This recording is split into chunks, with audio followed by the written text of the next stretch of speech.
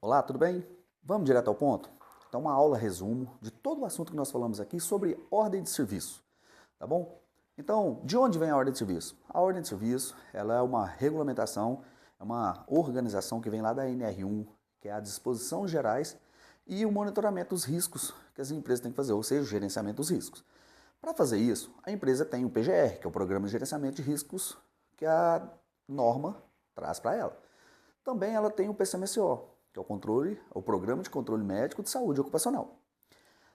A ordem de serviço, ela traz as elaborações da atividade sobre os riscos que você tem em desempenhar essas atividades e quais são as medidas de controle para que você desempenhe as suas atividades com total segurança. Então, dentro da ordem de serviço, também tem algumas diretrizes. Essas diretrizes, elas resguardam o empregado e o empregador sobre as responsabilidades de cada parte. Então, quais as normas internas da empresa, se tem alguma recomendação, quais os EPIs que o colaborador deve estar utilizando em função dos riscos que ele está exposto nas suas atividades. E lá também tem algumas comunicações importantes, que são as medidas em caso de acidente. Caso aconteça um acidente, o que se deve fazer? Eu devo comunicar quem? Quais os procedimentos eu devo tomar? Tá bom? Temos outras coisas também que são as observações.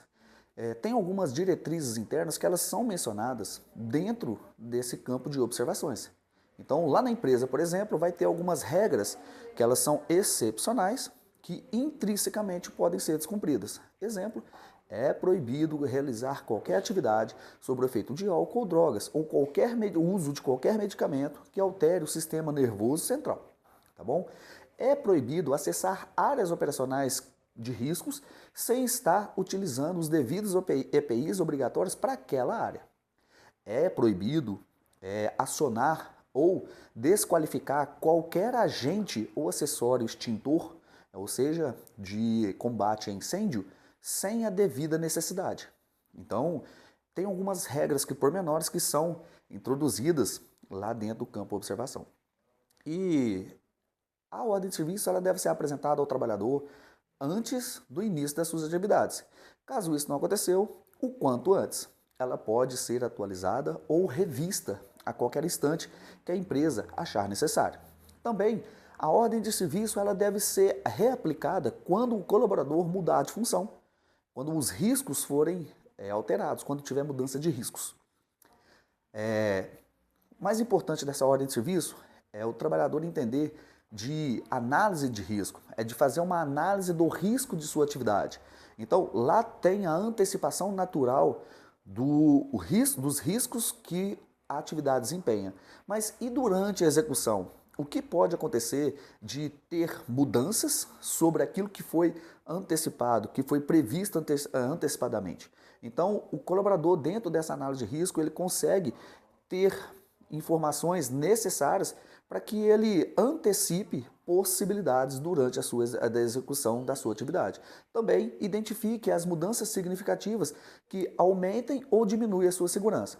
Caso diminua a sua segurança, você, trabalhador, você tem tanto o direito, tanto a obrigação de interromper a sua atividade e comunicar ao seu superior imediato para que essas situações sejam organizadas e que a condição seja a mais segura possível, no entanto que venha você desempenhar a sua atividade com o máximo de segurança. Caso isso não seja possível, ou caso não tenha essa comunicação eficiente, essa comunicação gerencial, a NR1 ela dá o direito ao trabalhador a aplicar e solicitar o seu direito de recusa.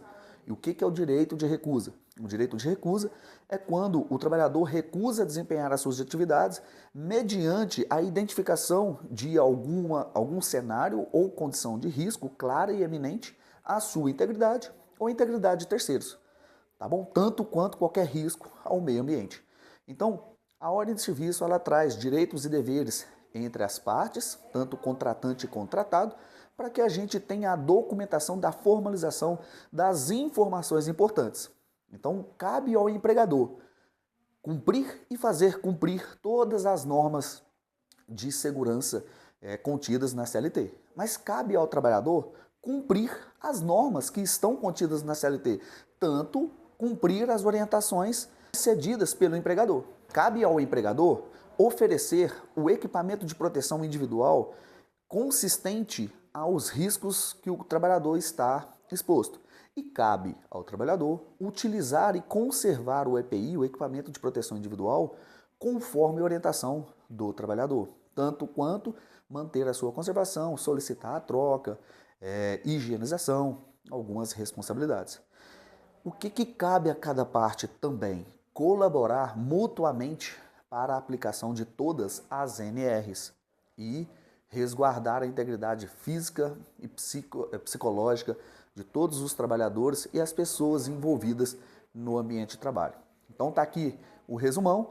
A NR1 é a principal NR das 38 NRs que a gente tem. A NR1 é a Disposições Gerais de Gerenciamento de Risco, hoje atualizada, trazendo várias orientações de como a empresa, a organização e o trabalhador ele deve se responsabilizar pelas demais NRs que a sua atividade venha a compor o seu quadro de segurança. Então, pensamento ativo, paz e bem, te vejo em mais vídeos.